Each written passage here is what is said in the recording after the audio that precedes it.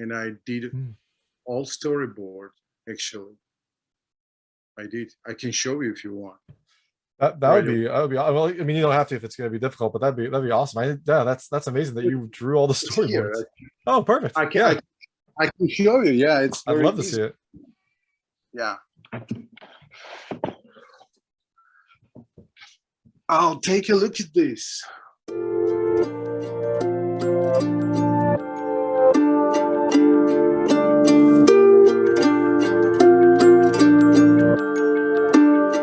Hey everyone, this is David Stark from Watch Your Pass. Today I'm talking to Giga Agladze, the writer and director of The Other Me, which premieres in theaters and digitally on February 4th, 2022. We're going to talk to him in just a second. And while I'm talking to him, if you could like and subscribe to this channel, that would be fantastic. Helps me out a lot. Thank you. Thank you so much for joining me. This is Giga Agladze, the writer and director of The Other Me, which premieres in theaters and digitally on demand on February 4th, 2022.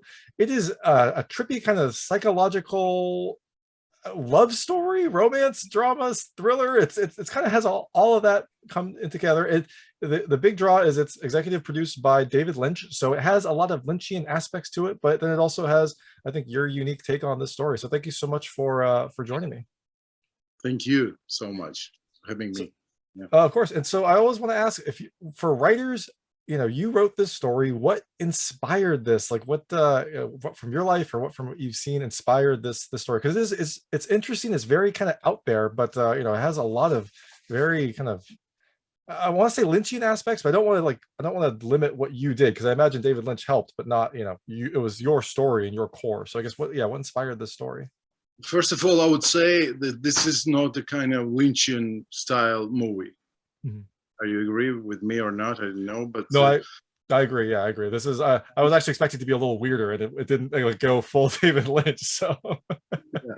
And so when David watched this movie, he's saying that this is absolutely strange. It's not like my movies. So it was kind of attractive for David, I suppose. That's why he's executive producer. So what can I say?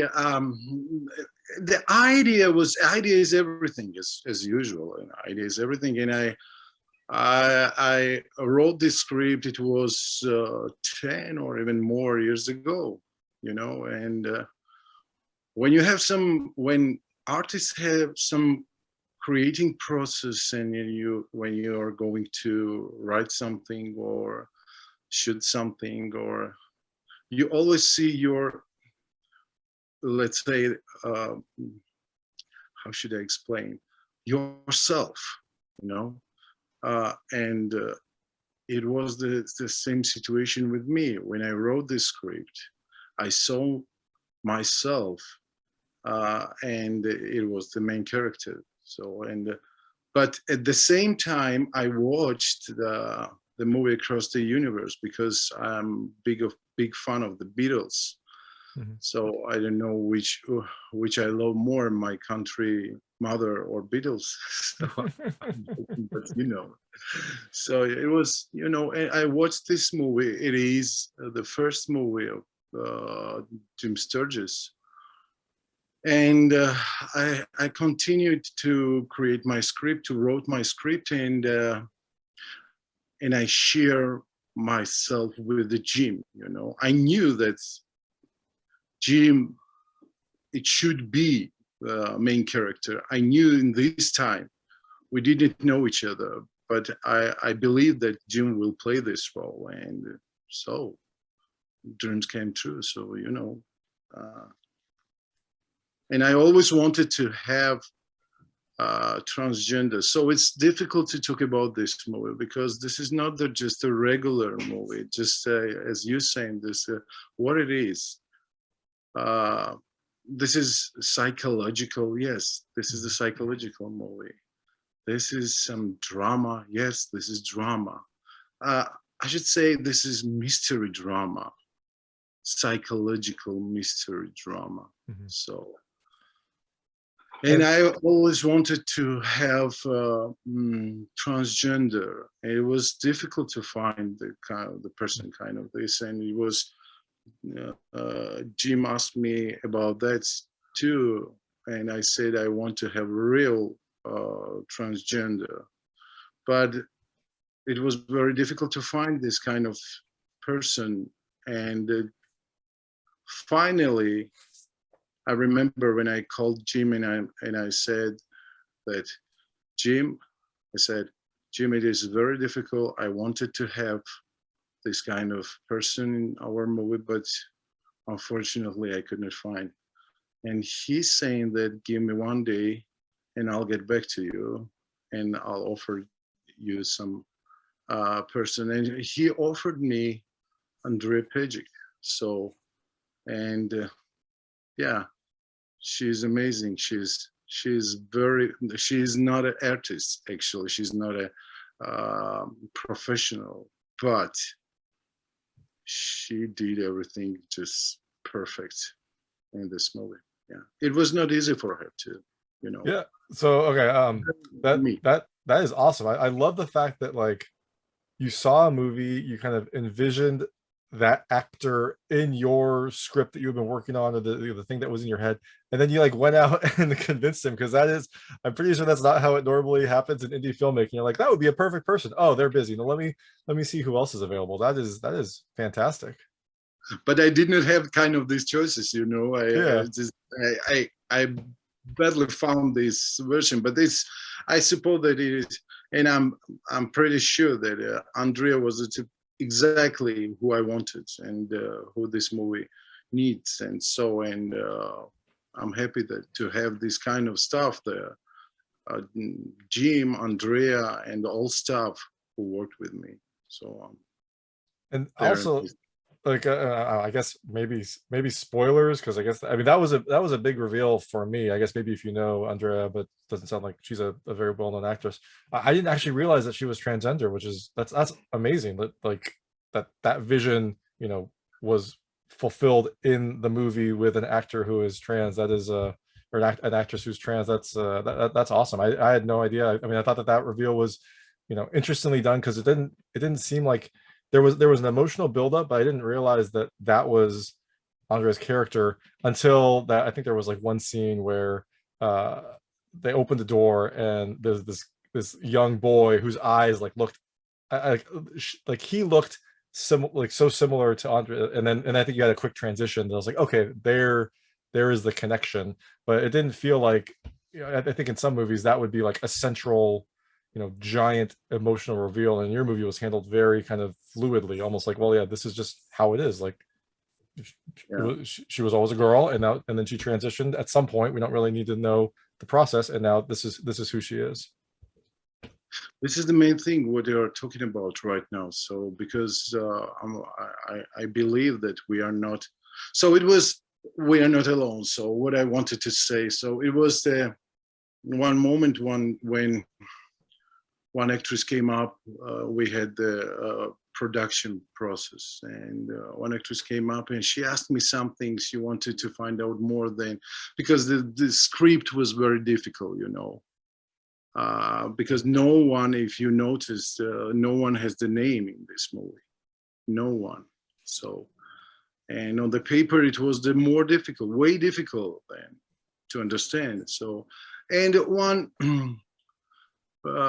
actress came up and she asked me that she wanted to find out more something, and I asked her, so who is your closest friend? So, and she's saying, my closest friend is Emily, is Daria. No, I said, no, your closest friend is who is living inside of you, the other me. I mentioned the other me, with whom you can share everything what you want to say. And even sometimes it's very hard to share some information with your very close friend. Yeah, am I right? But you are never alone. You are never alone. Why you should be alone? You cannot be alone. Inside of you living someone, and this someone is your closest friend, actually. Okay, you can say, this is me, just this is the imagination, but this is not right. No. Well, that's interesting, because I actually wasn't sure what the title came from, because part of it was the main character's kind of internalization of plight and kind of how he dealt with losing his eyesight, and then kind of like you said, some of the more psychological thriller aspects of that. But then also it was him searching for someone to be I guess a better complement to him and to what he wanted. So I wasn't sure if the other me was talking about, you know, his internal struggle or the external struggle. And I guess maybe it's both. Maybe it's a little bit of both in there. Both of them, yeah, of course. And young guy who is not a successful person, who see everything, but he is living in lie, you know. And after this disease, he's starting to see everything clearly, more clearly than before. So, and this is not the big trouble to have kind of this disease. And when you will touch everything, touch real life, you know, real persons, find yourself. This is all, yeah, this movie about also the identity too, let me say. So, and here is this is the happiness, when you will find yourself, who you are, and you understand who you are. That's actually, yeah, because that I mean that was kind of, I wasn't expecting it to end, you know, in a more positive way, but yeah, I think you're right. Like, he had to go through this ordeal and had some very painful realizations, but you know, in the end, as I guess more spoilers, he ends up happier and more content, and I guess even more like artistically fulfilled without his sight than he was at the start. You know, even though he was living a, you know, seemingly relatively normal life, although I don't think he was extremely happy. He seemed to be living a relatively normal life. He seemed happier after all this turmoil occurred throughout the movie. Yeah. So well, let me tell you something about Jim. As I knew that Jim will be the person who will play this main character, we sent the movie for Jim, and Jim read this movie, and I was at this time in LA, and CMG, who is my sales company, there called me and they said that Jim is waiting for you tomorrow. He wants to talk with you. It was kind of unexpected, you know, for me, but I knew, I believed that Jim will be agreed to have this role, to play this role. So, and so he called me and he's saying, well, Giga, it's so strange. It's so strange script. I have never read kind of this strange script, kind of this. So, and I said, and he was agreed to play this role. And even when he came in Georgia, because we shot all movie in Georgia, in my country. So he was, you know, he knows actually who was this guy, you know. Actually, yes, sometimes I have some explanation how it was my vision of this, let's say, but it was sometimes my vision and his vision. It was the kind of same, you know. But he felt everything. He felt as usual, because Jim is for me, and I believe it's not for me only, not only for me, for a lot of our audience. He is genius. He's amazing. I love that you kind of found a collaborator, right? Like, you know, this is, I don't think this is the normal way you know, This is the director actor relationship goes. It sounds like he really kind of went fully on board. I mean, I guess that's not that uncommon. If someone, like, you know, in indie filmmaking especially, you get someone who's really, you know, bought into your film or your project, they can kind of move mountains to try to get it made. But it sounds like Jim really, yeah, to become kind of a collaborator, and then, you know, maybe probably not an equal, but at least someone that you definitely valued input from, and let kind of explore this script that you'd written. Yeah, yeah. This is that's why I told you that this is happiness. When main character, or any kind of the character. It doesn't matter. It's the main or the second character. It doesn't matter. When with the director and between director and the character is this understanding, when you understand each other. So it's a happiness. And it's, so also you filmed this in Georgia, which is awesome. Was that, it sounds like Jim was fully on board. Was it difficult to kind of get a film crew together to make this in Georgia, or was it easy because this is where you live and you had the connections and everything, tried to use as much local talent and local resources as you could? Let's say both, because I'm Georgian. I'm Georgian, and it was difficult to bring this stuff here.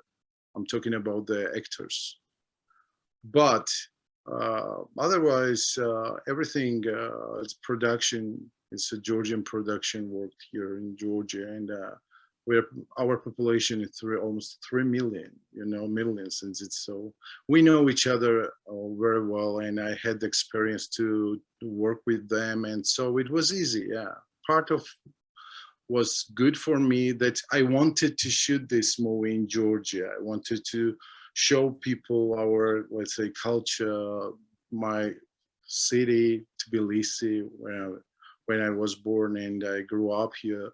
So also small villages and, and this kind of stuff. And yeah, I think it was good for me to shoot this movie here because it's my, let's say, first big movie. Yeah. So, but I have also, I have preparing process right now. I'm going to shoot the other one, another one, let's say. So, and I'm going to shoot this movie, the second movie in US, and we'll see. Yeah. And I guess, we could clear, the other one could be the other one, another movie, or it could be the name of your next movie, since this movie is The Other Me. I'm not sure what you were talking about. I'm talking about my future project, yeah, which I have to shoot in US. Actually, yeah. I'm planning to shoot in US. So excellent, and we'll see. Yeah. And so, one thing I was curious, now that I know more kind of about your background, when Jim's character starts to kind of lose his sight, he starts to have visions of people that have humanoid but not human form. Were those like based on, I don't know, like Georgian legends or culture, or was it just kind of things they looked a little kind of just like supernatural or Wiccan or anything like that? So I wasn't sure if there was any connection there. The thing is that, as I'm saying, inside of us, we are not alone. Yeah. And so we have shape of the human, but inside of us living someone, it could be animal. That's why. Because for example, I'm a rhino or elephant. Maybe it's difficult to understand, but also it's I have to spoil this movie, but I am trying to avoid something, always. Yeah, no, exactly. I think I can understand that. And unfaced persons. Yeah, this is the worse than the with the animal's head people, That makes sense. So in America, there's this expression about like your spirit animal, like something that like embodies your personality or that you try to like strive for. So I think that's a similar idea, except that this is maybe more internalized and more realistic than like your spirit. I'd probably say like, oh, I want to be a lion because they're like strong and powerful, but that probably actually not a lion inside. So yeah, that's what I'm saying, because this is not the regular movie. Just movie. You have to take a look at this. That is definitely true. This is a very interesting, different movie. And speaking of interesting and different, you mentioned that David Lynch came on as executive producer. It sounds like the film was already done when David Lynch came on. So I guess what input did he have? Was he more on the editing side? Did he help with maybe some of the effects, or I guess how was that collaboration as well? When we finished editing process, he watched the movie without sound, without sound effects, without everything, and he's saying that he will be, he's agreed to be executive producer. He knew about my project. He knew, as I told you, he knew about my idea, but you know, he wanted to watch movie, and after that, when he watched this movie, he's saying that, yeah, I will be happy to be your executive producer, because I'm also David Lynch. David has the foundation. David Lynch Foundation is the very popular organization. So, and we are meditator people. So, and I am a head of the foundation in Caucasus area. Oh wow! It's a small area, but it's very nice and very interesting area. It's Georgia, Armenia, and Azerbaijan. So, and yeah, he watched the movie when it was when we finished the editing, and without, as I'm saying, without sound, without everything. That's without special effects. Yeah, no, that's awesome. That, you know, even without all the you know, the sound, the special effects, all that, he was still kind of drawn to your vision. Although I guess, you know, he's a filmmaker, so he can probably extrapolate out 50%. what it should look like. Yeah. Yeah. And one of the scenes I mean, there were a lot of very striking scenes. One of the scenes I loved is just this field scene where it's this beautiful kind of like rolling grass fields, and then there's this bench. You know, where did that come from? Was that constructed for this film? Like, did you know the place and you put the bench on there, or is that somewhere that like you have you know, a special association with? It's called in my country desert. You know, it's so difficult to find this place. I wanted just a place without the hills and without everything. I wanted a big space to put on this big space.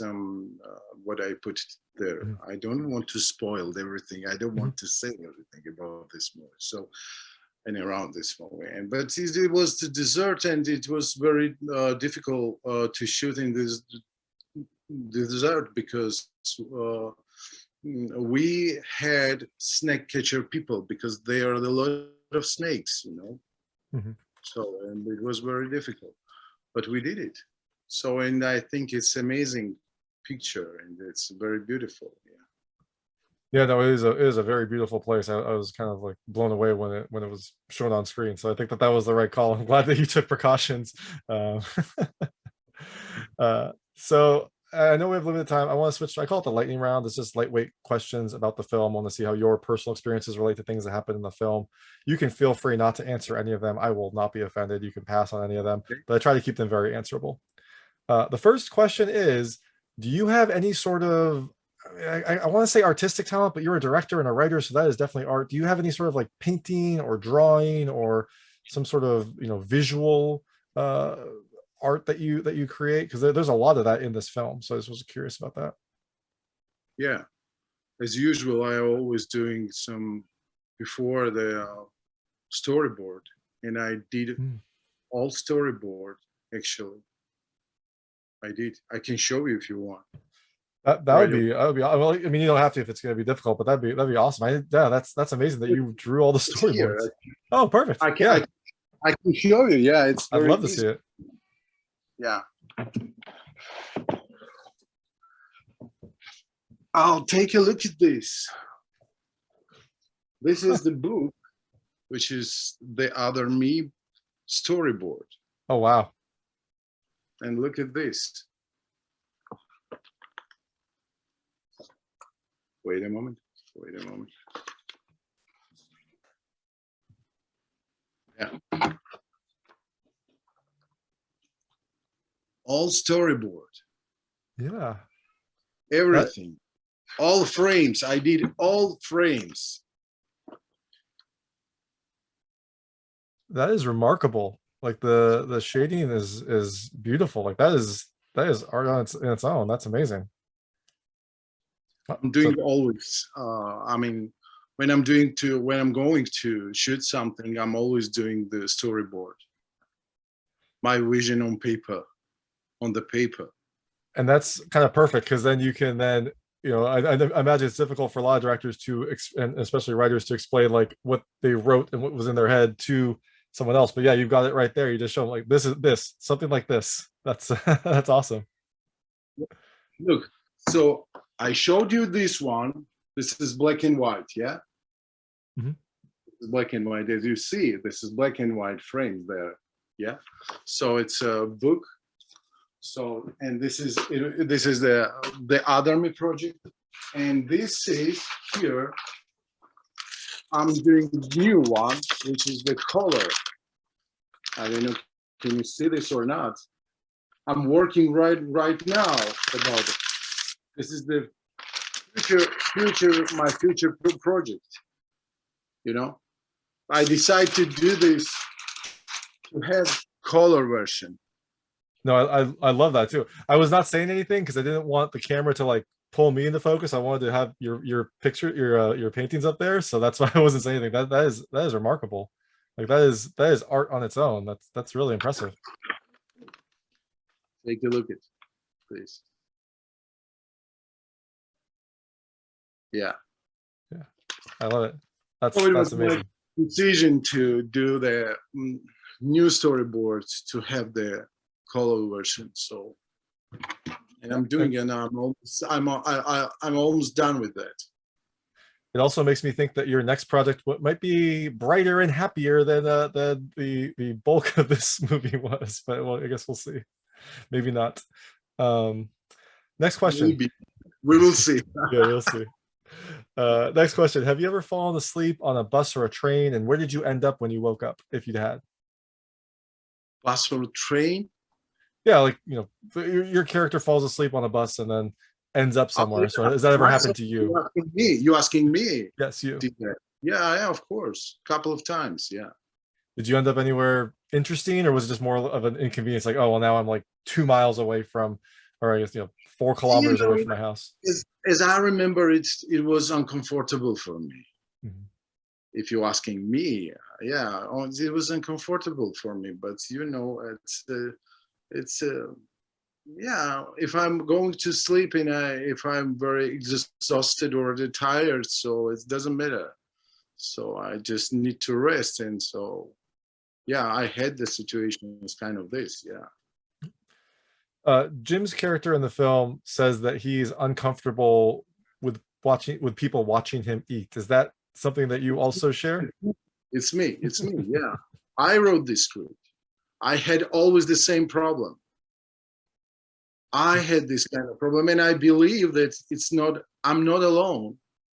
I mean, I'm not alone. It's I don't know what about you, but I suppose that not only I had this kind of the problem in childhood, maybe some other persons also, they have the same problems too. So, but yeah, it's me. As Jim's saying, yeah, when he telling Andreja that it's I feel a little bit uncomfortable. So, but yeah, it's me. I had the same situations in my childhood. Yeah, of course. And the film, kind of the main, crux of this film, or I guess the main conflict of this film, is Jim losing his sight. So, have you ever lost anything that you cared a lot about? It could be physical, it could be an object, just something that you cared about that you lost. Look, all kind of disease is disease, all kind of disease, but maybe it's kind of, how should I explain it? But maybe you can pass if you can pass. Maybe no. I'm not going to pass this. No, it's a good question. It's a very good question. Maybe inside of me living this, let's say, I'm afraid to lose this. What the Jim's happened. I mean, to have the same disease. That's why I wrote about that. Maybe, I don't know. I mean, maybe I think everything for me, as I'm a director. So yeah, no, I think sight would be a big thing for anyone to lose. I think that would be a big kind of a very difficult sense to lose. I don't think that'd be easy to lose any sense, but I think sight might be probably the biggest one that people would not want to lose. So I guess that makes perfect sense. Yeah, maybe. All right. When was the movie also has a lot of scenes in an art museum. When was the last time you were in an art museum? When I shot this movie, it was. That makes sense, right? The pandemic happened, so we probably haven't been out much. 2019. It Oh, was wow. 2019. Yeah, it was the last time. Perfect. When And art is also prominently featured in this. Do you who is your favorite artist? Do you have a favorite artist? Could be yourself, because your drawings are great. my favorite actor is Dustin Hoffman. Hmm.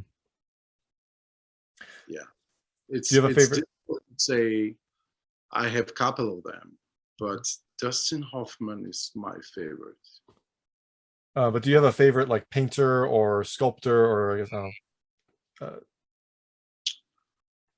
Oh, painter, yeah, but they are also a couple. It's difficult to say which is better, but have you ever heard about the Nico Pirosmani? Nope. No, I will because Google after. this guy was from Georgia, so, and I love Nico Pirosmani and Bosch, and so I have a couple of them. Excellent. Awesome. And I usually end the interview with what's next for you, but you already talked about that. Your next project is in process. Do you have an idea, like a timeline on that, or is it just still kind of in the planning stages? Your next film, the other one, I guess, is what we'll call it. What I can say, I don't want to spoil the next movie too. So, but, I mean, future projects. So it should has the name, sorry, Mother for 1 hour. And I suppose that the future project, which I'm going to do, so it has right now on paper name Mother for an Hour, which is I like, the name. That's awesome. And I know it's always so difficult to come up with a name. So there you go. You got the hardest part done. Now you just have to fill it out. To come up with the name. It's very difficult. Yeah. Awesome. Well, thank you so much for your time. This is Giga Agladze, the writer and director of The Other Me, which is premiering in theaters, digital, and on demand on February 4th, 2022. Thank you so much. And I know it's late for you, so thank you also for carving out some time in your day. Thank you. Thank you very much. Thank you, David. That was Giga Agladze, the writer and director of The Other Me. It's a romantic drama thriller that stars Jim Sturgess and is executively produced by David Lynch. If you like this interview, please like and subscribe to this channel. It helps me out a lot. Make sure all my new content goes straight to you. And please check out my other content. I've got other interviews, reviews, unboxing videos, and movie recommendations. Thank you.